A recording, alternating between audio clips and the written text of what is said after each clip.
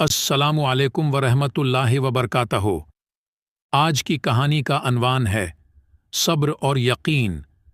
कहानी यूं है, मुन्नी चिड़िया एक खूबसूरत और चंचल चिड़िया थी जो अपनी माँ के साथ खुश रहती थी।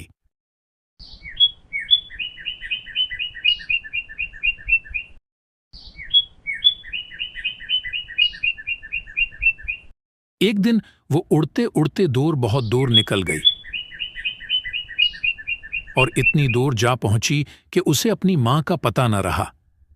मुन्नी चिड़िया ने अपनी माँ को तलाश करने की बहुत कोशिश की, लेकिन कहीं भी वो अपनी माँ को नहीं पा सकी। वो जंगल के मुख्तलिफ हिस्सों में गई और परिंदों से पूछा, लेकिन किसी ने उसे उसकी माँ के बारे में कुछ नहीं बताया।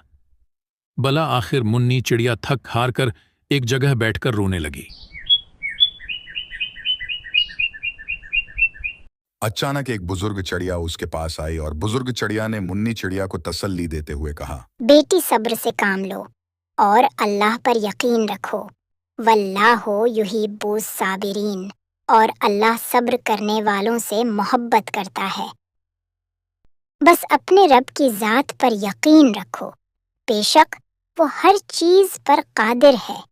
वो हर नामुमकिन को मुमकिन कर सकता है।